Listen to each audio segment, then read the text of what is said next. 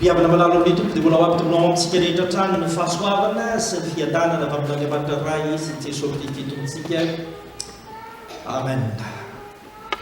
Lolo hevitra vaovao indray riavana no mbadintsika amin'ity volana desambra ity amin'izao volana farany amin'ny taona 2022 izao dia no manao hoe mifalia amin'ny fitiavan'ny tompo. Mifalia amin'ny fitiavan'ny tompo. Isika rehetra dia miara-manaiky raha teo fararina zany lohahevitra zany satria ny volana desambra dia volan'ny fifaliana ho isika satria hiatrika fety maro sosona isika ao anatin'izany volana zany. Raha tsy ilaza fa tsy ny krismasy, ilaza ny fanaovam-beloman'ity taona 2022 ity ary indrindra andray ny taona vaovao 2022 ihany koa. Fa ny fanampin'izany avako dia izao, raha mandinika zany loha hevitra zany isika dia zavatra romby eo an-tsaina ny amin'ny hoe mifalia amin'ny fitiavan'ny tompo. Ny voalohany dia ity, tena tokony hifaly isika kristianina. Zay midika mifalia amin'ny fitiavan'ny tompo. Isika kristianina no tokony hanam-pifaliana voalohany indrindra. Ary ny faharoa dia izao, rehefa mifaly anefa ny kristianina dia tsy mifaly feno mifaly fotsiny ihany fa tsy maintsy mifototra ao amin'ny fitiavan'i Jesosy Kristy tompo izany fifaliana izany. Mazava tsara izay zavatra izay riavana. Fa ny fanampin'izany tiako fampizarana antsika riavana dia izao, ny eloheleny foana ilay hevitra hoe sarotra ane pastery izany tady fifaliana izany amin'izao fiainana izao. Naizanaiza ane pastery tsy mba ahitana fifaliana mihitsy eo amin'ny fiainana sy ny sisa sy ny sisa. Arak'izay zavatra atrehantsika araka ny fiainana tsy maintsy narovantsika sy ny sarotra sy ny mafy eo amintsika araka izany. Ary ny mahagaga zany avako dia tsika kristianina mihitsy no manao zany sy mivoy izany hevitra zany hoe sarotra be izany atao hoe mitady fifaliana izany. Avako malalo amin'ny tompo sofanisy ty tenin'Andriamanitra ty anio ifampizarako aminao anatin'ny perelopantsika ny Jaona voalohany toko 7:7 toko voalohany 7:7 ka hatramin'ny 9:50. Andron'ny filazantsaratsika, andron'ny tantarantsika dia ny soratra masina zany izay tsy tantarany valiny lasa fa tena tantara mbola mipetraka sy iainantsika hatramin'izao hoe inona marina no ny fomba atao dia mahita fifaliana isika eo anatrehan'Andriamanitra. Atorony zany soratra masina zany, inona marina ny fomba ataonao dia mahita fifaliana ianao. Roa ihany zavatra molazaiko aminao sy mifampizarako aminao ihany. Ny voalohany dia ity, raha te hahita fifaliana isika azo antoka eo amin'ny fiainantsika dia izao, enoy ny feon'ny tompo miantso anao hoe manaraha. Raha tiatsika ilay hita fifaliana azo antoka amin'izao fiainana izao dia enoy ny feon'ny tompo miantso antsika manao hoe manaraha. Ity Jaona toko voalohany 7:7 ka hatramin'ny faraka amin'ny 50 ty riavana dia fantatsika tsara fa isan'ny tantara ny antson'ny tompo an'ireo mpianany ary tsy izy rehetra koa fa ny faritra hafa ny antson'ny mpianatra sasany fa isan'izany i Filipo sy Natanaela izay voalaza ao. Ny mahagaga riavako dia izao, raha vao nahita amin'ny Filipo ny tompo dia ho izy manao hoe manaraha eo amin'ny 7:7. Manaraha, tsy misy resaka hafa fa tonga dia avy hatrany dia fanasana nataon'ny tompo ho an'ny Filipo ka nataony hoe manaraha ianao. Nataony tamin'ity mpianana ity. Azo anona riavako fa tsy Filipo rery ny eo tamin'ny Jesosy tamin'ny fiainany teo fa mety nisy olo-kafa koa teo. Fa ny mahagaga dia ity, etefa tany amin'ny Filipo izany teny izany manao hoe manaraha. Ny bitso dia te hiala ho an'ny Galilea Jesosy ny 7:7 ary nahita ny Filipo izy ka nanao taminy hoe manaraha araka izany. Riavana malalo amin'ny tompo misy antony zany. Fa maninona no etefa tany amin'ny Filipo asainy manaraka azy, ny valiny sy ny antony dia tsotra ihany. Raha manaraka tsara ny famakiana ny perikopa teo isika amin'ny 9:50 dia zao ny voalaza ao. Ary hoy koa izy tany, lazaiko aminareo marina dia marina tokoa, ho hitanareo ny lanitra misokatra sy ny anjelin'Andriamanitra miakatra sy midina eo ambonin'ny zanak'olona. raha fitinina zany miavaka dia izao ny teny tamin'ny Filipo Jesosy Kristy tompo manao hoe manaraha fa hahita fifaliana ianao, manaraha fa ho tsapanao zany fitiavan'Andriamanitra zany ary ho hitan'ny masonao zany, ho hitanareo ny lanitra misokatra, ny anjelin'Andriamanitra miakatra sy midina eo ambonin'ny zanak'olona. Tena ho hitanao zany Andriamanitra zany manomboka amin'ny lehibe. Fifaliana dikan'izany avana iza ho isika no hoe tsy mahatsapa hoe eo anilantsika, eo amin'ny fiainantsika Jesosy Kristy ny tsy ho faly isika, tahaka an'izany nataon'ny Filipo zany.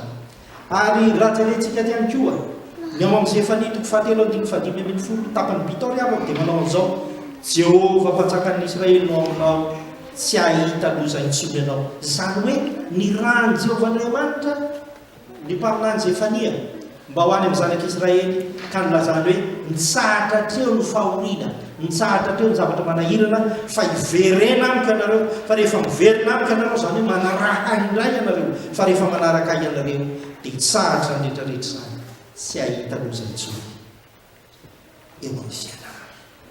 Mbola mety efa mitsika izao koa zany antsotompo zany, mbola tsy sasatra Jesosy Kristy miantso anao isanandro manaraha,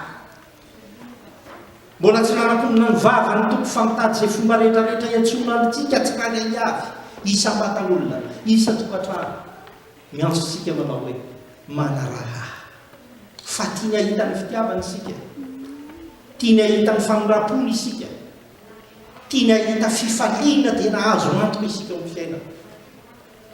Ny anjara isika dia ny miaino zany ary mamaly zany ka manaraka ny tompo. Ny finosony hoe manaraka ny tompo ry havaka dia mazava tsara ao amin'ny Jaona 5:12 dia hoy ny tompo Jesosy io manao hoe izay manaraka tsy mba handeha amin'ny maizina fa hanana fahazavana ina. Dikan'izany mazava ny fiainanao, dikan'izany tsy mba miaromaro amin'ny maizina, tsy misy miafinafitra, fa ny tompony tena mitatana anao ary ny tompony manomenao fifaliana ao anatin'izany rehetrarehetra izany. Ry havako malala amin'eto, aza variana mihaino feon'olon-kafa, aza variana sy sondriana mihaino feon'Andriamanitra hafa eo amin'ny fiainana, ary mety misy miantso ianao amin'ny fomba maro samihafa, fa mameteza kosa atsapa ny fiantson'ny tompo manao hoe manaraha. Tiany Jesosy hanana fifaliantsika tahaka ny Filipo, tahaka ny mpianany rehetra, tahaka n'ireo marary ny sitrana, tahaka n'ireo jamba napahilata, tahaka n'ireo malemy natsanga, tahaka n'ireo zay tsy nahita nanomona ka nampiteneniny sy sisa sy sisa. Ireny rehetrarehetra ireny ataon'ny tompo mihoatra lavitra loha izany koa ny fitantanana sy ny fiahiana ianao amin'izao fiainana izao. Fa ny angatahany tompo aminao fotsiny dia izao: aza manintsy tadiny, aza mininy manampina ny sofobabo, aza manao mafifoa ka tsy mahalala ny antsony tompo manao hoe manaraha. Riavana malala amin'ny tompo tena namaly Filipo. Filipo arangaba mety ho gaga, tsony izy manaraha, tena nanaraka izy. Isika izao koa no Filipo vaovao indray amin'ny fiainana. Isika izao no andrasan'ny tompo ihany koa mba hamaly zany, tsy hangatakanga, tsy hisalasala, tsy hierikerika intsony, fa tena matsapa ny antsony tompo ao aminy.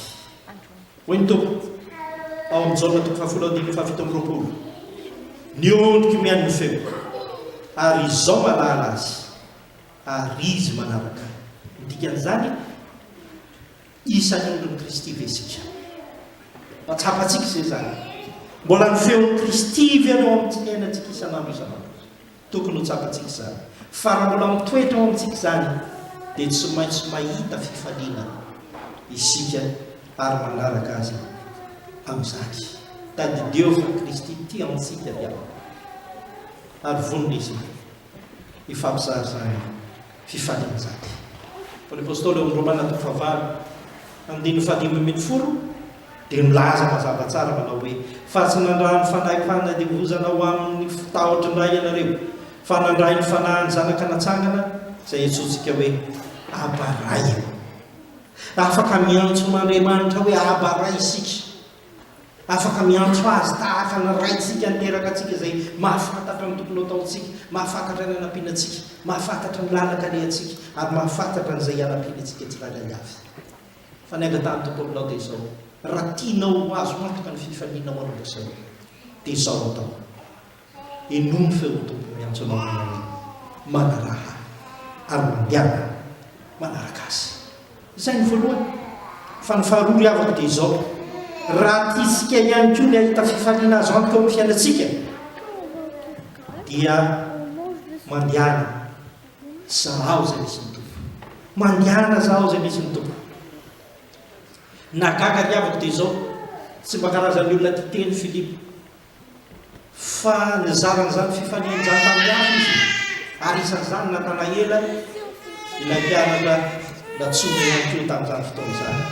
Ary mazava ho azy fa mety misy ihany zavatra natao teo amin'ny fifanirana sy ny karazany rehetrarehetra, mba misy adevitra ihany tao, satria hoe nahita n'ilay Mesia, nahita n'ilay Israely tsy misy fitaka sy ny sisa sy ny sisa.